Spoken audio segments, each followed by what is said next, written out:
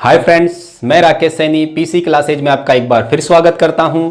पिछले वीडियो में हमने प्रश्नवाली 16.3 के क्वेश्चन 1 से लेकर 8 तक सॉल्व कर लिए थे। तो इस वीडियो में हम प्रश्नवाली नंबर 16.3 के अगले क्वेश्चनों को सॉल्व करेंगे।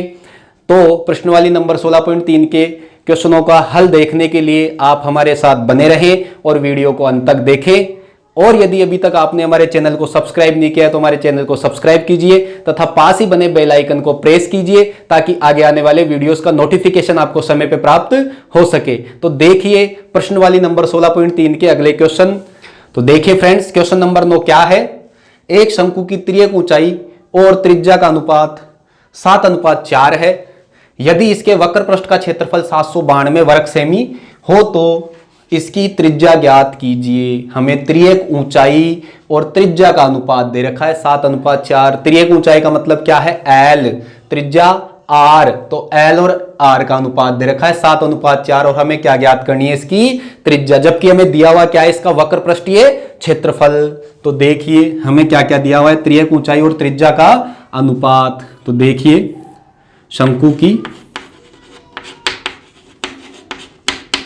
शंकु की त्रियक ऊंचाई बटे में शंकु की त्रिज्या बराबर अनुपात। शंकु की त्रियक ऊंचाई और त्रिज्या का अनुपात दे रखा है 7:4। देखो त्रियक ऊंचाई का अनुपात तो 7 दे रखा है और त्रिज्या का अनुपात 4 दे रखा है।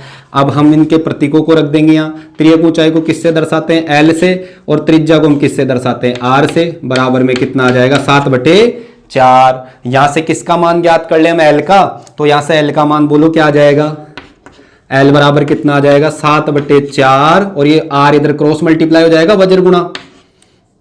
यह आ गया L का मान, L बराबर आ गया 7/4 इंटू R। इसको हम दे देंगे समीकरण नंबर 1।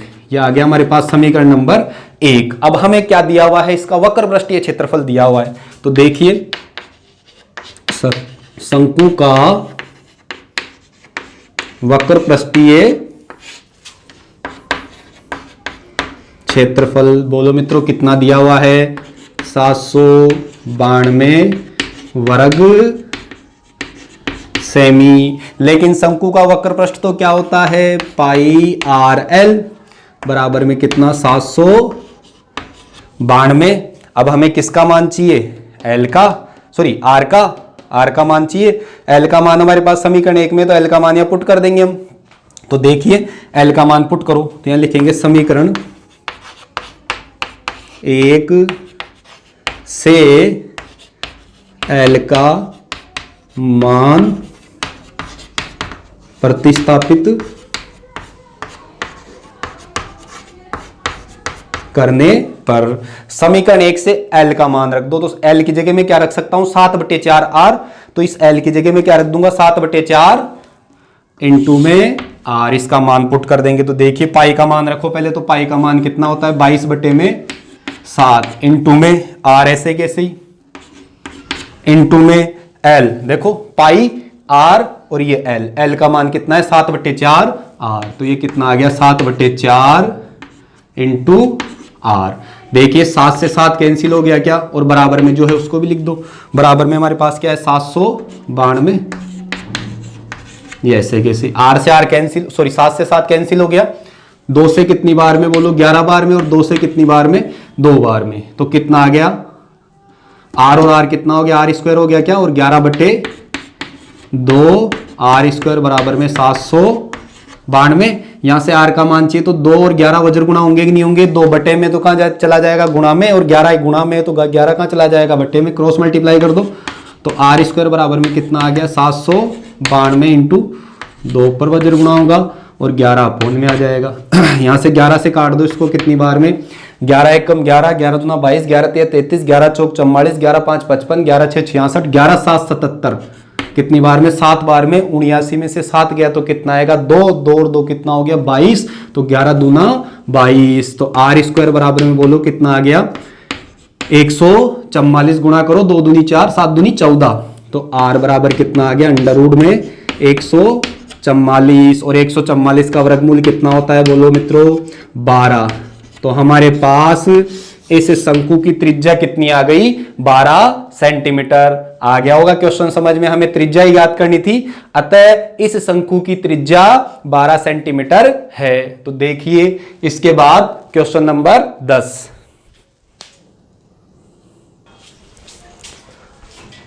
देखिए फ्रेंड्स, क्वेश्चन नंबर 10 के बाद में क्वेश्चन नंबर 9 के बाद में देखिए क्वेश्चन नंबर 10। क्वेश्चन नंबर 10 क्या दिया हुआ है? 9 मीटर ऊंचे शंकु के आकार के टेंट। क्या है हमारे पास? 9 मीटर का कोई शंकु के आकार का टेंट है। शंकु के आकार का टेंट है जिसके आधार की परिधि कितनी है? 44 मीटर है। शंकु के आकार का कोई टेंट है, उसके आधार की परिधि दे रखा है मुझे कितनी? 44 मीटर। इसके अंदर की वायु का आयतन ज्ञात कीजिए। इस शंकु के अंदर की वायु का आयतन हमें ज्ञात करना है। हमें एक टेंट दिया हुआ है, वो किसकी शेप का है, किसके आकार का है? शंकु के आकार का है। मतलब वो टेंट ऐसा है, कोई टेंट है, कोई टेंट लगा हुआ है, वो इस तरीके का है, इस तरीके का कोई टेंट लगा हुआ है। अब इसके आधार की परिधि दे रखा है मुझे, कितनी दे रखा है? 44। लेकिन ये शंकु के आधार की जो परिधि होती है वो तो कितनी होती है? वृत्तीय भाग है ना, तो वृत्त की परिधि कितनी होती है? 2πr। मतलब ये हमें 44 मीटर दे रखा है, मतलब ये परिधि दे रखी है हमें 44 मीटर। तो इसके बराबर हम 2πr रख के यहां से किसका मान ज्ञात कर लेंगे? r का। और इस टेंट की ऊंचाई हमें दे रखा है कितनी? 9 मीटर। तो हमें क्या ज्ञात करना है? इसके अंदर की वायु का आयतन, मतलब इस शंकु का आयतन ज्ञात करना है। तो शंकु का आयतन क्या होता है? 1/3 πr² h। तो r का मान यहां से निकाल लेंगे परिधि से, और h का मान हमें दिया हुआ है। तो शंकु के आयतन के सूत्र में रख देंगे दोनों मान, और शंकु का आयतन प्राप्त हो जाएगा। तो देखिए सॉल्व कैसे करेंगे, या मैं सीधे लिख दूं टेंट। टेंट की ऊंचाई, शंकु के आकार का है टेंट, ध्यान रखना, ठीक है। तो इसमें शंकु के सूत्र लगेंगे। h कितना दिया हुआ है? 9 मीटर। इसके बाद में बात करूं और मुझे क्या दिया हुआ है? इसके आधार की परिधि दी हुई है। टेंट के आधार की परिधि बराबर कितनी दी हुई है? 44 मीटर। लेकिन टेंट के आधार की परिधि तो क्या होगी? अभी बताइए मैंने, कितनी होगी ये? इसका सूत्र क्या होगा? 2πr, क्योंकि इसका संख्यात्मक मान दे रखा है, तो इसके बराबर में इसका सूत्र रख के यहां से r का मान हम ज्ञात कर लेंगे। तो 2πr बराबर में बोलो कितना आ जाएगा? 44। तो यहां से r का मान ज्ञात करना है, तो 2π क्रॉस मल्टीप्लाई हो जाएगा कि नहीं हो जाएगा? तो r बराबर में बोलो कितना आ जाएगा? 44/2π। तो r का मान क्या आ जाएगा? 44/2 इंटू पाई का मान कितना होता है? 22/7। 7 कहाँ जाएगा? ऊपर। 22 से काटो, कितनी बार में बोलो? 22 से कट गया 2 बार में, और 2 से 2 कैंसिल। तो r का मान कितना आ गया हमारे पास? r का मान आ गया, मीटर में है ना यहाँ, ठीक है। तो ये मीटर, r का मान आ गया 7 मीटर। त्रिज्या कितनी आ गई? शंकु के आकार के टेंट, इस शंकु के आकार के टेंट की त्रिज्या कितनी आ गई? 7 मीटर। हमें क्या ज्ञात करना है? इसका आयतन। शंकु के आकार के इस टेंट का आयतन ज्ञात करना है, मतलब इसके अंदर जो वायु है उसका आयतन ज्ञात करना है। तो यहां लिखेंगे टेंट के अंदर की वायु का आयतन। टेंट के अंदर की वायु का आयतन। टेंट में कितनी वायु होगी? टेंट के अंदर कितनी वायु होगी? क्योंकि टेंट शंकु के आकार का है, तो इसके अंदर क्या होगी? जो शंकु का आयतन होता है उतनी वायु होगी। तो शंकु का आयतन क्या होता है? 1/3 πr² h। मान रखते हैं हम 1/3 इंटू पाई का मान 22/7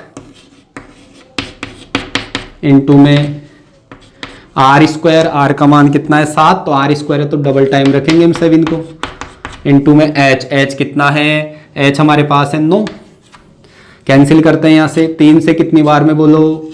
3 बार में। ये 7 से 7 कैंसिल, तो बोलो कितना आ गया? मल्टीप्लाई करो, 7 या 21 इंटू में 22। 22 ऐसे कैसे? ये कितना हो गया? 7 या 21 गुणा करो, 21 दूना कितना हो गया? 42। 42 के कितना आ जाएगा? 2। 21 दूना 42, 42 और 4 हासिल किए थे, कितने हो जाएंगे? 42 और 4 46। तो ये आयतन है, ध्यान रखना। तो किस में आएगा? घन मीटर में। तो ये आ गया इस शंकु के आकार के टेंट के अंदर की वायु का आयतन कितना आया? 462 घन मीटर। आ गया होगा क्वेश्चन समझ में। अब देखिए क्वेश्चन नंबर 10 के बाद में देखिए क्वेश्चन नंबर 11।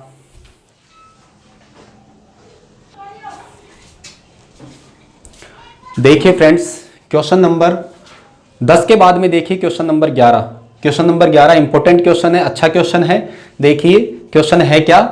एक शंकु के आकार के बर्तन की त्रिज्या, हमें क्या दिया हुआ है? एक तो शंकु के आकार का बर्तन दिया हुआ है और एक बेलन के आकार का बर्तन दिया हुआ है। तो ये शंकु के आकार का जो बर्तन है ना, वो पूरा पानी से भरा हुआ है। ये शंकु के आकार का जो बर्तन है, इसमें ये पूरा पानी से भरा हुआ है। अभी शंकु के आकार के बर्तन में जो पानी है ना, उस पानी को हम उस बेलनाकार बर्तन में उड़ेल रहे हैं। बेलनाकार बर्तन में उड़ेल रहे हैं मतलब बेलनाकार बर्तन में डाल रहे हैं उस पानी को। तो अब हमें ज्ञात करना है कि उस बेलनाकार बर्तन में जो पानी है वो तल से कितनी ऊंचाई ऊपर उठ जाएगा, मतलब कितनी ऊंचाई तक चढ़ जाएगा। तो उस पानी की ऊंचाई ज्ञात करनी है बेलनाकार बर्तन में कि बेलनाकार बर्तन में पानी कितनी ऊंचाई तक चढ़ गया, तल से कितनी ऊंचाई ऊपर उठ गया पानी। ठीक है, तो देखिए एक बार मैं डायग्राम से फिर समझा देता हूं तुम्हें। जैसे ये कोई शंकु के आकार का बर्तन है, ये पानी से पूरा भरा हुआ है। इस शंकु के आकार के बर्तन की त्रिज्या में दे रखा है 10 सेमी और ऊंचाई में दे रखा है 18 सेमी। ठीक है, तो हम इस पानी का आयतन ज्ञात कर लेंगे 1/3 पाई आर स्क्वायर ऐसे, क्योंकि आर और एच दे रखा है हमें भाई इसमें कितना पानी है। अब इसी पानी को हम क्या कर रहे हैं, जैसे ये कोई बेलनाकार बर्तन है मेरे पास, ये कोई बेलनाकार बर्तन है, इस पानी को मैं इस बर्तन में उड़ेल रहा हूं।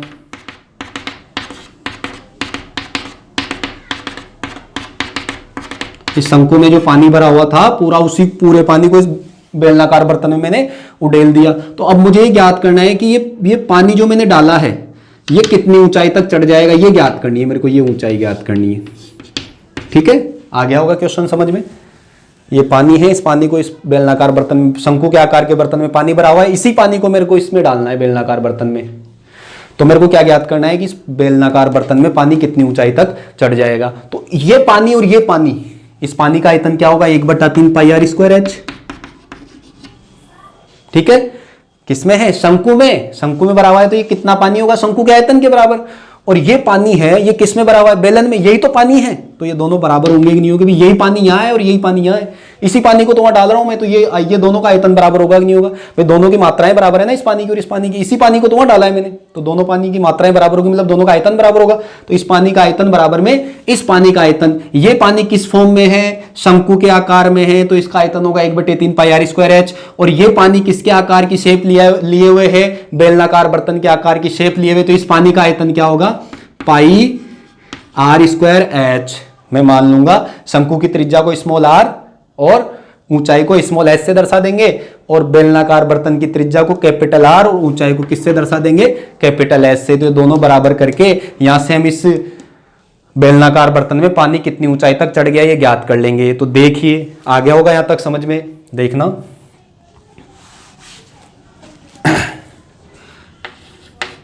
किसकी बात कर रहा हूं मैं? पहले शंकु के आकार के बर्तन की त्रिज्या किससे दर्शाऊंगा?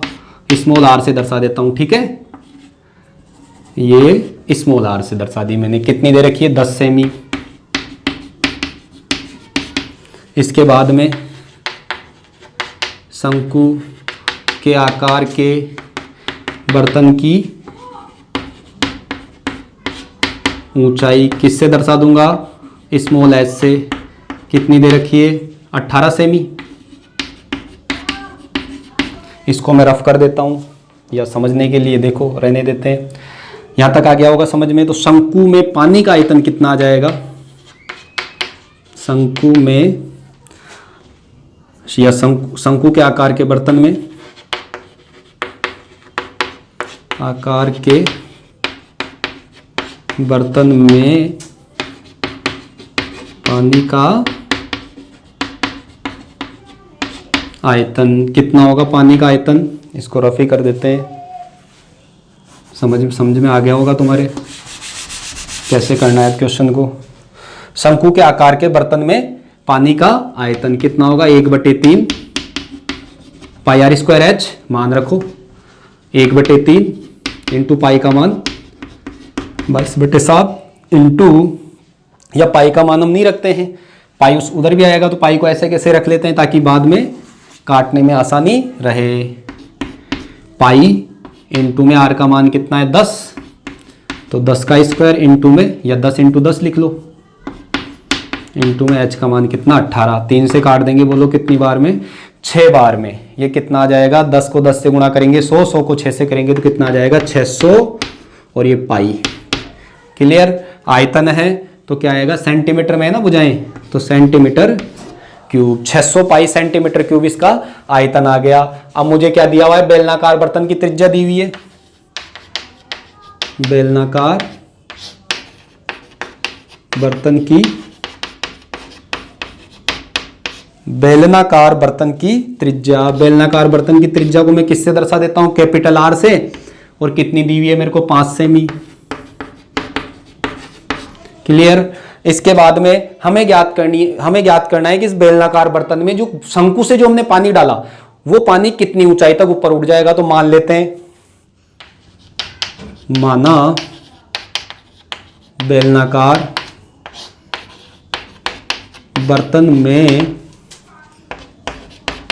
पानी h ऊंचाई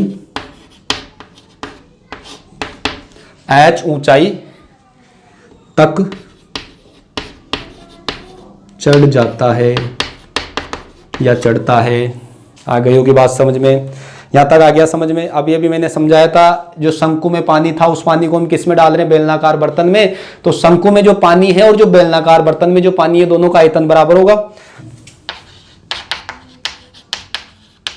बेलनाकार बर्तन में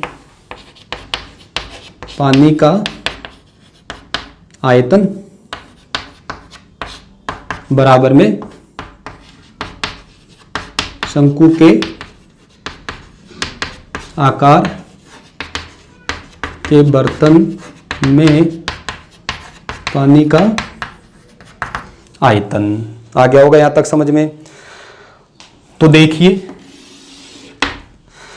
बेलनाकार बर्तन में कितना पानी होगा, बेलनाकार बर्तन में होगा बेलनाकार बर्तन के आयतन के बराबर। तो बेलनाकार बर्तन का आयतन क्या होगा, पाई। बेलनाकार बर्तन का आयतन क्या होगा, पाई। और बेलनाकार बर्तन का आयतन क्या होता है, बेलन का आयतन पाई आर स्क्वायर एच। तो यहाँ बेलन की त्रिज्या मतलब आर और एच क्या ले रखा है हमने, कैपिटल आर और कैपिटल एच ले रखा है। तो पाई आर स्क्वायर एच बराबर में शंकु का आयतन हमने ज्ञात कर लिया। शंकु के आकार के बर्तन का आयतन कितना है, 600 पाई। तो यहाँ बराबर में कितना आ जाएगा, 600 पाई। ये देखो पाई से पाई तो कैंसिल हो जाएगा इधर वज्र गुणा होके। अब यहाँ से हमें किसका मान ज्ञात करना है, एच का। तो बोलो एच बराबर में कितना आ जाएगा, 600 बटे में आर स्क्वायर। तो बोलिए एच बराबर में कितना आ जाएगा, 600 बटे में आर का मान कितना है हमारे पास, आर का मान है 5। तो आर का मान है 5, तो 5 इंटू 5 कितना हो जाएगा, 25 हो जाएगा। डायरेक्ट लिख दूं 25, 25 से कैंसिल कर दो, 25 दूना 50, 2 बार में बच गया कितना 10, 10 जीरो कितना हो गया 100। तो 25 चौक 100 4 बार में। तो एच बराबर में कितना आ गया, 24 सेमी। कैसे भी लिख दो भाई। अतः बेलनाकार बर्तन में पानी 24 सेंटीमीटर की ऊंचाई तक चढ़ जाएगा। आ गया होगा क्वेश्चन समझ में, सिंपल क्वेश्चन था। इसके बाद में देखिए क्वेश्चन नंबर 12। देखिए फ्रेंड्स, क्वेश्चन नंबर 11 के बाद में देखिए question number 12। Question number 12 important question है ये भी। देखो क्या दिया हुआ है, 14 सेमी भुजा के एक घन से बड़े से बड़ा शंकु काटा जाता है। इस शंकु का हमें क्या ज्ञात करना है, आयतन। हमें क्या दिया हुआ है, एक 14 सेमी का एक घन दिया हुआ है। 14 सेमी भुजा का क्या दिया हुआ है, हमें घन दिया हुआ है। और इस घन से जो बड़े से बड़ा शंकु, इस घन में से जो बड़े से बड़ा शंकु काटा जा सकता है ना, उस शंकु का हमें क्या ज्ञात करना है, आयतन। तो इस घन में से एक बड़े से बड़ा, जितना बड़ा शंकु हम काट सकते हैं ना, उतना बड़ा शंकु हमें काटना है। तो देखिए शंकु का आयतन क्या होता है, 1/3 पाई आर स्क्वायर एच। यदि मेरे को जो घन के अंदर से जो शंकु काटा जा रहा है उसकी त्रिज्या और उसकी ऊंचाई पता लग जाए, आर और एच पता लग जाए तो मैं शंकु का आयतन ज्ञात कर लूंगा कि नहीं कर लूंगा। तो देखिए ये क्वेश्चन आपको डायग्राम से समझ में आएगा, क्योंकि जब चित्र बनाऊंगा तो आप स्वयं समझ जाएंगे कि इसकी त्रिज्या क्या होगी और इसकी ऊंचाई क्या होगी। तो देखना,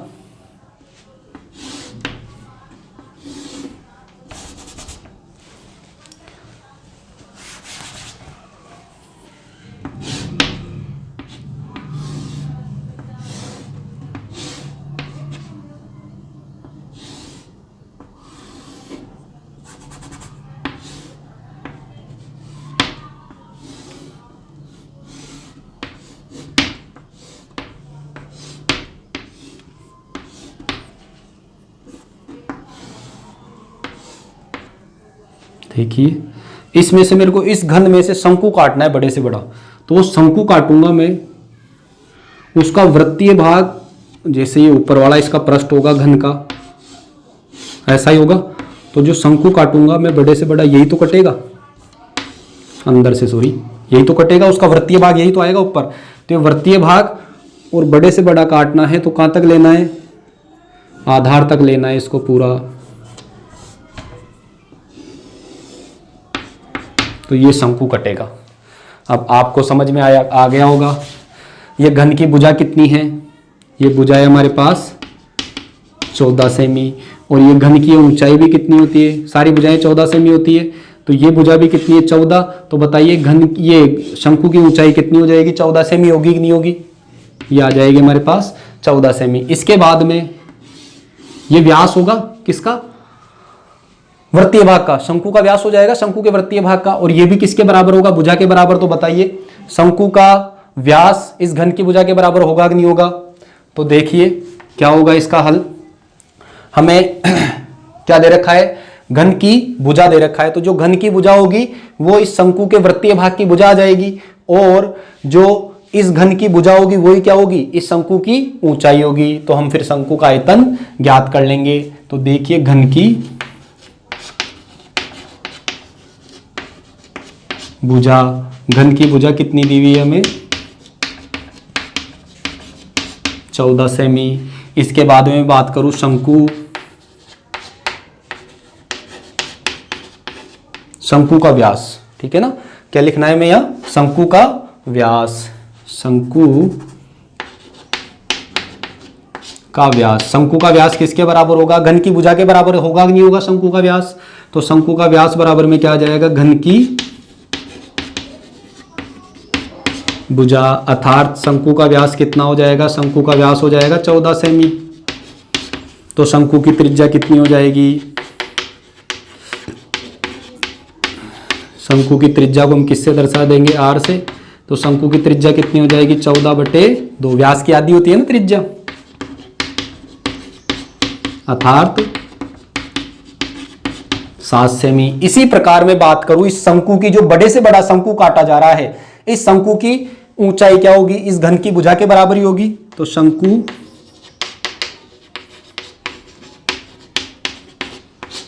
की ऊंचाई अर्थात स्मॉल एस से दर्शा देते हैं, कितनी होगी शंकु की ऊंचाई, वो भी घन की भुजा के बराबर ही होगी। तो शंकु की ऊंचाई कितनी आ गई, 14 सेमी। अब हमें क्या ज्ञात करना है, इस घन में से जो बड़े से बड़ा शंकु काटा जा रहा है उसका आयतन। तो इस शंकु का आयतन, इस शंकु का आयतन क्या होगा, 1/3 पाई आर स्क्वायर एच। तो 1/3 पाई का मान कितना, 22/7, इनटू में आर का मान कितना आ गया हमारे पास 7। देखिए आर का मान कितना आ गया 7, तो आर स्क्वायर है तो 7 × 7, इनटू में एच का मान हमारे पास कितना है 14। 7 से कैंसिल करो, 7 से कैंसिल करोगे बोलो कितनी बार में, 7 से 7 कैंसिल, 3 से कैंसिल हो रहा है क्या, कुछ नहीं हो रहा। तो देखिए क्या आ जाएगा, मल्टीप्लाई करो इनको कितना आ गया, मल्टीप्लाई कर लो, 14 सत्ते कितना हो गया, सॉरी 22 सत्ते कितना हो गया, 22 सत्ते हो गया 154, इनटू में 14/3। आगे सॉल्व करो, 14 चौको कितना हो गया 56, और 14 पंजे कितना हो गया 70, 70 और 5 कितना हो गया 75, 75 के कितने आ जाएंगे 5, 14 एकम 14, 14 और 7 कितना हो गया, 14 और 7 हो गया 21 बटे में 3, कैंसिल करो कितना आएगा, 3 से कैंसिल करेंगे, 3 एकम 3, 3 दूनी 3 सत्ते 21, 7 बार में 3 सत्ते 21, 7 बार में, 5 में 2 बार कितनी बार में गया, 3 एकम 3 एक बार में, बच गया कितना 2, 2 6 कितना हो गया 26, 3 अट्टे 24, 8 बार में, फिर पॉइंट बच गया कितना 2, 2 जीरो कितना हो गया 20, तो 718.66 घन, और भुजा किस में थी इसकी, सेमी में, तो घन सेमी, ये आ गया इसका आयतन। अतः 14 सेमी भुजा वाले घन में से जो बड़े से बड़ा शंकु काटा जाएगा उसका आयतन क्या होगा, 718.66 घन सेमी। आ गया होगा क्वेश्चन समझ में। देखिए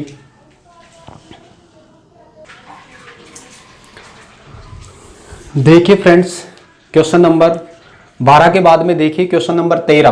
क्वेश्चन नंबर 13 है क्या, शंकु के आधार की त्रिज्या और ऊंचाई क्रम से 7 सेमी और 24 सेमी है, तो हमें क्या ज्ञात करना है, शंकु की तिरछी ऊंचाई, इसका वक्र पृष्ठ का क्षेत्रफल, इसका संपूर्ण पृष्ठीय क्षेत्रफल और आयतन। तो देखिए सिंपल क्वेश्चन है ये, तो भाई हमें गिवन है त्रिज्या और ऊंचाई, आर और एच दिया हुआ है, तो इससे हमें क्या ज्ञात करना है, तिरछी ऊंचाई मतलब एल ज्ञात करना है, फिर एल आ जाएगा, आर हमारे पास है, एच हमारे पास है, हमें क्या ज्ञात करना है, वक्र पृष्ठीय क्षेत्रफल, संपूर्ण पृष्ठीय क्षेत्रफल और आयतन। तो देखिए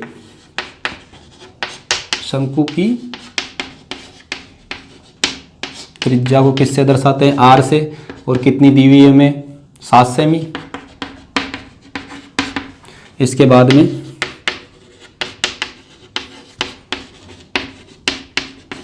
शंकु की ऊंचाई को हम किससे दर्शाएंगे, h से, और ये ऊंचाई कितनी दी हुई है हमें, 24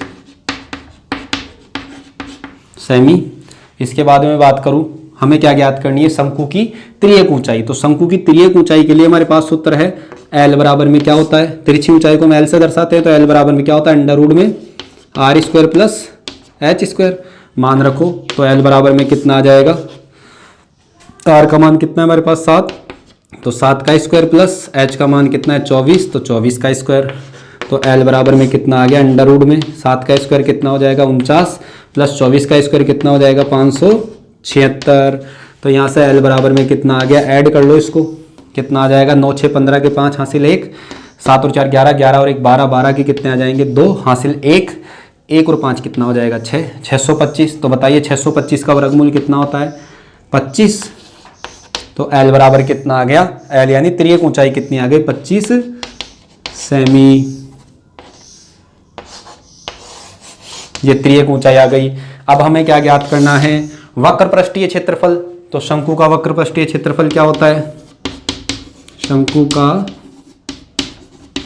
वक्र पृष्ठ का क्षेत्रफल क्या होता है, पाई आर एल, मान रखो, पाई का मान कितना है 22/7,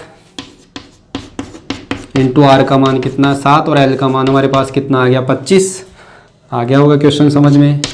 7 से 7 कट गया, शंकु का वक्र पृष्ठ पाई आर एल होता है ना, तो पाई का मान 22/7, आर का मान कितना है 7, 7 से 7 कैंसिल हो गया, 25 दूना कितना हो गया 50, 50 की 0, 25 दूना 50, 50 और 5 कितना हो जाएगा 55। तो बताइए कितना आ गया 550 वर्ग सेमी। इसी प्रकार से संपूर्ण पृष्ठीय क्षेत्रफल ज्ञात कर लेंगे हम। तो शंकु का संपूर्ण पृष्ठीय क्षेत्रफल, अब आगे मैं सॉल्व नहीं करूंगा, केवल सूत्र लिखूंगा, सॉल्व तुम्हें स्वयं को करने हैं। तो शंकु का संपूर्ण पृष्ठीय क्षेत्रफल क्या होता है, पाई आर ब्रैकेट में आर प्लस एल, या पाई का मान आर और एल के मान रख के सॉल्व कर लेंगे। ऐसे ही फिर ज्ञात करना है हमें शंकु का आयतन। शंकु का आयतन क्या होता है 1/3 पाई आर स्क्वायर एच, 1/3 पाई का मान 22/7, आर का मान 7 है हमारे पास, और एच का मान कितना है, एच का मान हमारे पास 24 है। सॉल्व कर लोगे इसे भी, तो देखिए सिंपल क्वेश्चन था ये, तो सॉल्व कर लोगे आप स्वयं इन दोनों को। और अब देखिए क्वेश्चन नंबर 14।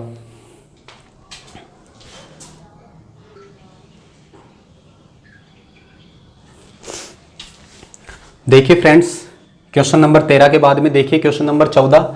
क्वेश्चन नंबर 14 क्या दिया हुआ है हमें, एक त्रिज्यखंड की त्रिज्या 12 सेमी है, हमें एक त्रिज्यखंड दिया हुआ है, त्रिज्यखंड और वृत्तखंड, और ये हमने पढ़े थे 15वीं प्रश्नवाली में। इनसे पहले जो वीडियो हैं उनमें हमने पढ़े थे, तो इस वीडियो के डिस्क्रिप्शन में उसका लिंक मिल जाएगा, वहां से आप त्रिज्यखंड के बारे में पढ़ सकते हो। देखिए एक त्रिज्यखंड की त्रिज्या 12 सेमी है और कोण 120 डिग्री है। हमें क्या दिया हुआ है, एक त्रिज्यखंड दिया हुआ है, उसकी त्रिज्या दे रखी है 12 सेमी और उस त्रिज्यखंड का कोण कितना दिया हुआ है, 120 डिग्री।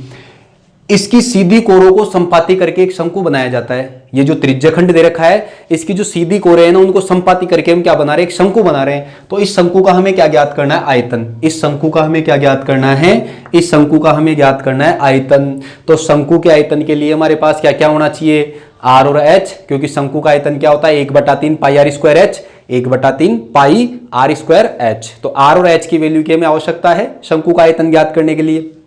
जबकि ये शंकु बन रहा किससे है, इस त्रिज्यखंड से। तो इस त्रिज्यखंड में और इस शंकु में कोई ना कोई संबंध होगा। तो इस त्रिज्यखंड और इस शंकु में जो संबंध होंगे, उन संबंधों से हम किसका मान ज्ञात करेंगे, शंकु के लिए हम आर और एच ज्ञात कर लेंगे, और आर और एच आ जाएगा तो बताइए शंकु का आयतन आएगा कि नहीं आएगा। तो देखिए हमें दिया हुआ क्या है, हमें दिया हुआ एक त्रिज्यखंड। मैं चित्रों से समझाता हूं तुम्हें किस तरीके से एक त्रिज्यखंड से एक शंकु बनाया जाता है। देखिए जैसे ये, और थोड़ा इसको लेट करते हैं, जैसे ये मेरे को कोई त्रिज्यखंड दे रखा है, ठीक है। ये त्रिज्यखंड का ये कोण, केंद्रीय कोण कितना दे रखा है, 120 डिग्री, और ये इसकी त्रिज्या होगी केंद्र से परिधि की दूरी, ये चाप है, ये कितनी दे रखी है 12 सेंटीमीटर, और ये भी कितनी दे रखी है 12 सेंटीमीटर। अब इस शंकु से हम क्या, सॉरी, इस त्रिज्यखंड से हम क्या बना रहे हैं, शंकु बना रहे हैं। शंकु कैसे बना रहे हैं, ये दोनों सीधी कोरे हैं ना, इन दोनों को मिला देते हैं तो एक शंकु बन जाएगा इस तरीके से। यदि इन दोनों को हम मिला दें ऐसे तो क्या बन जाएगा, हमें एक शंकु प्राप्त हो जाएगा इस तरीके से। आ गया होगा समझ में। अब हमें इस शंकु का आयतन ज्ञात करना है। बताइए ये जो त्रिज्यखंड की त्रिज्या है वो शंकु की त्रियक ऊंचाई हो गई कि नहीं हो गई, क्योंकि इन दोनों को तो मोड़ रही थी, त्रियक ऊंचाई हो गई कि नहीं हो गई। और जो ये त्रिज्यखंड की चाप की लंबाई है, जो त्रिज्यखंड के चाप की लंबाई है, वो शंकु की वृत्तीय भाग की परिधि बन गई कि नहीं बन गई। ये देखो ये त्रिज्यखंड के चाप की लंबाई है, इसको भी मोड़ेंगे तो ये जो त्रिज्यखंड के चाप की लंबाई है, ये जो चाप की लंबाई है, ये चाप की लंबाई इस शंकु के वृत्तीय भाग की त्रिज्या होगी कि नहीं होगी, आधार की त्रिज्या होगी कि नहीं होगी। ये चाप की लंबाई का सूत्र कैसे, ये चाप की लंबाई कैसे ज्ञात करते हैं हम, θ/360 इंटू में 2πr से ज्ञात कर लेंगे, इसको और इसको बराबर कर देंगे तो यहां से क्या आ जाएगी, शंकु की त्रिज्या आ जाएगी। शंकु की त्रिज्या आ गई और हमारे पास त्रियक ऊंचाई है। त्रियक ऊंचाई हमारे पास कितनी है, त्रियक ऊंचाई है 12। तो इस त्रियक ऊंचाई और इस r से हम क्या ज्ञात कर लेंगे, h का मान ज्ञात कर लेंगे, h यानी ऊंचाई, और फिर शंकु का आयतन ज्ञात कर लेंगे। शंकु का आयतन कितना होता है, 1/3 पाई आर स्क्वायर h। तो देखिए मैं आपको एक बार फिर समझाने की कोशिश करता हूं। जैसे ये मेरे पास ये त्रिज्यखंड है, ऐसा कोई त्रिज्यखंड है, देखिए ये त्रिज्यखंड दिया हुआ है मेरे को। अब वो कह रहा है इसकी सीधी कोरों को, मतलब इन कोरों को मोड़ना है मेरे को, इन दोनों कोरों को यदि मैं मोड़ू ऐसे ऐसे, तो देखिए ये शंकु बनेगा कि नहीं बनेगा, ऐसे दिख रहा होगा आपको, ये शंकु बन गया कि नहीं बन गया। ये त्रिज्यखंड की जो त्रिज्या है, ये शंकु की ये त्रियक ऊंचाई हो गई कि नहीं होगी, तिरछी ऊंचाई हो गई कि नहीं हो गई ये। और जो त्रिज्यखंड के चाप की लंबाई थी, ये चाप की लंबाई इस शंकु के वृत्तीय भाग की परिधि हो गई कि नहीं हो गई, यही तो चाप की लंबाई है। देखो ये क्या हो जाएगी, इस शंकु के वृत्तीय भाग की परिधि, तो ये चाप की लंबाई इस परिधि के बराबर आएगी कि नहीं आएगी। इस चाप की लंबाई से ये शंकु की त्रिज्या ज्ञात कर लेंगे, और ये जो त्रिज्यखंड की त्रिज्या है वो शंकु की त्रियक ऊंचाई होगी कि नहीं होगी। तो हमारे पास शंकु की त्रिज्या आ जाएगी इस चाप की लंबाई से, और शंकु की त्रियक ऊंचाई आ जाएगी इससे। त्रिज्यखंड की त्रिज्या है वो शंकु की क्या होगी, त्रियक ऊंचाई, और त्रिज्या और त्रियक ऊंचाई आ गई तो हम क्या ज्ञात कर लेंगे, ऊंचाई। हमारे पास रिलेशन है त्रिज्या, त्रियक ऊंचाई और h में, ठीक है, ऊंचाई में। तो देखिए समझ में आया होगा, इससे समझ में आ गया होगा कागज से, तुम्हें जो कागज में मैंने त्रिज्यखंड बनाया उससे। यह मैं एक चाप त्रिज्यखंड दिया हुआ था, इस त्रिज्यखंड की इन कोरों को मोड़ के क्या बना रहा हूँ मैं, शंकु बना लिया। ये इस शंकु की जो ये वृत्तीय भाग की परिधि है वो इस चाप के बराबर होगी कि नहीं होगी। तो देखना, अब सॉल्व करते हैं हम। इसको रफ कर देता हूं मैं, समझ में आ जाना चाहिए क्वेश्चन। तो त्रिज्यखंड की त्रिज्या। बोलिए त्रिज्यखंड की त्रिज्या कितनी है?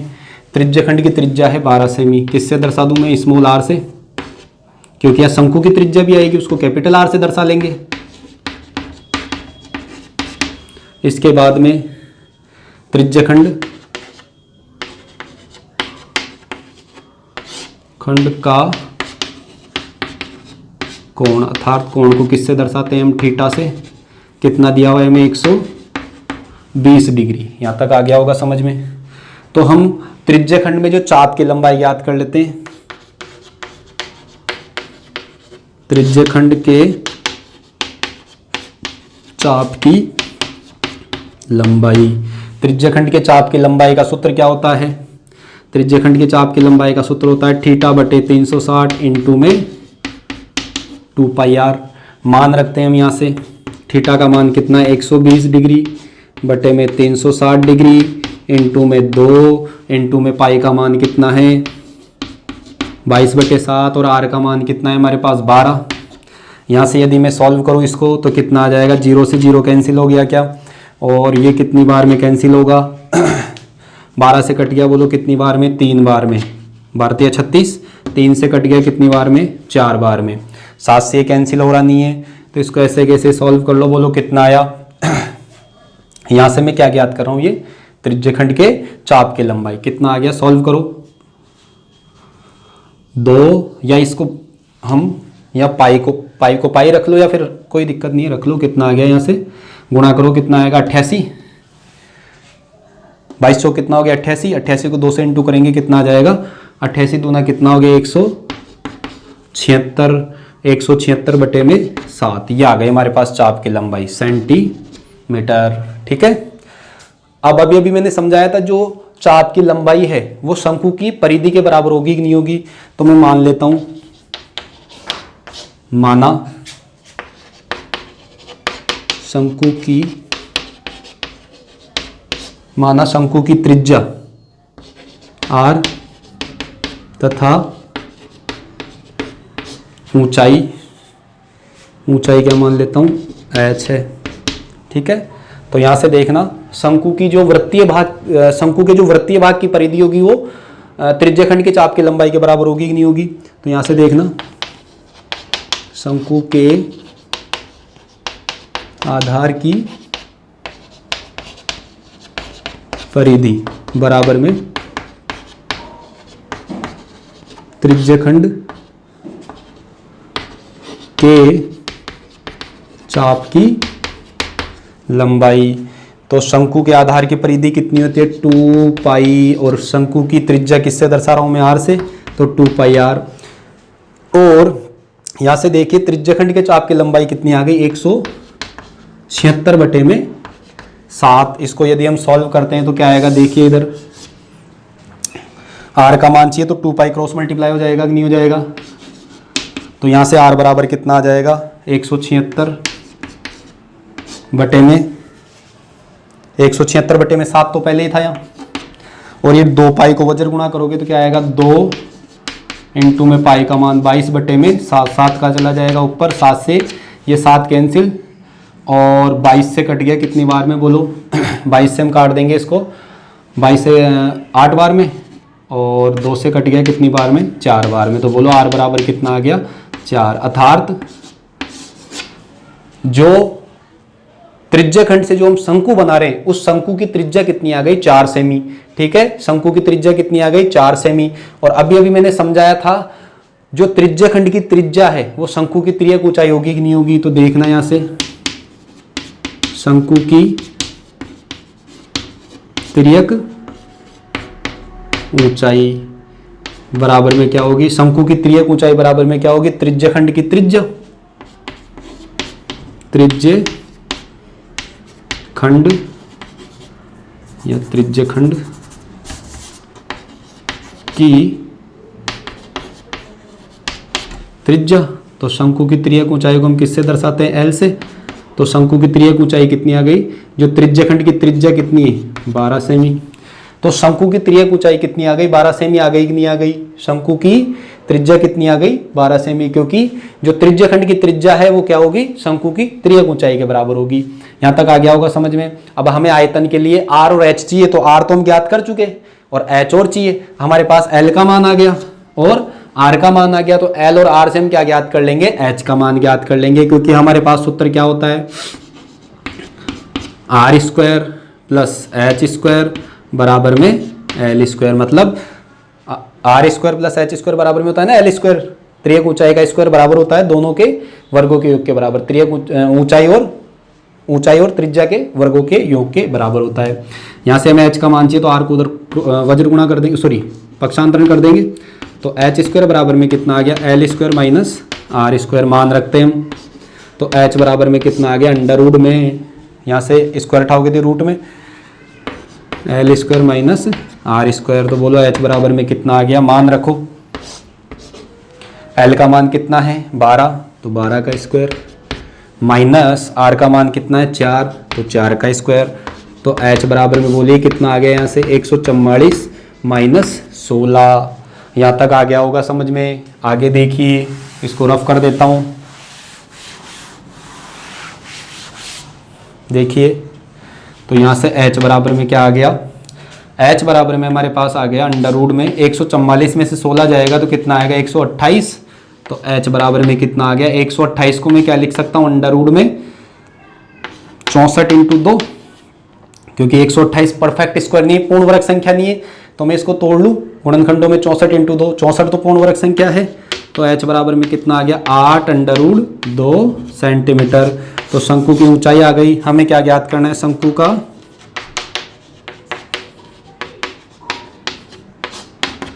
का आयतन ज्ञात करना है हमें। तो शंकु का आयतन क्या होता है 1/3 पाई आर स्क्वायर एच। शंकु का आयतन क्या होता है 1/3 पाई आर स्क्वायर एच।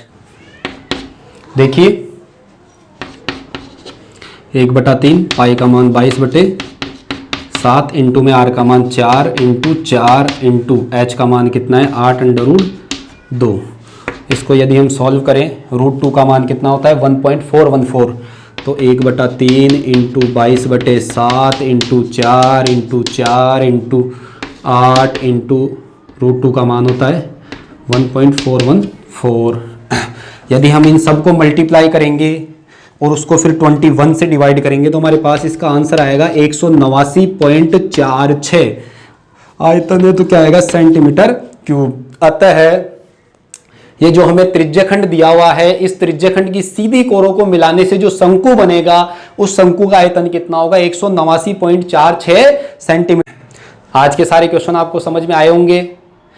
यदि फिर भी किसी क्वेश्चन में कोई प्रॉब्लम हो तो कमेंट बॉक्स में अपना कमेंट जरूर करें, वीडियो को लाइक करें, अपने फ्रेंड्स के साथ शेयर करें। Thank you.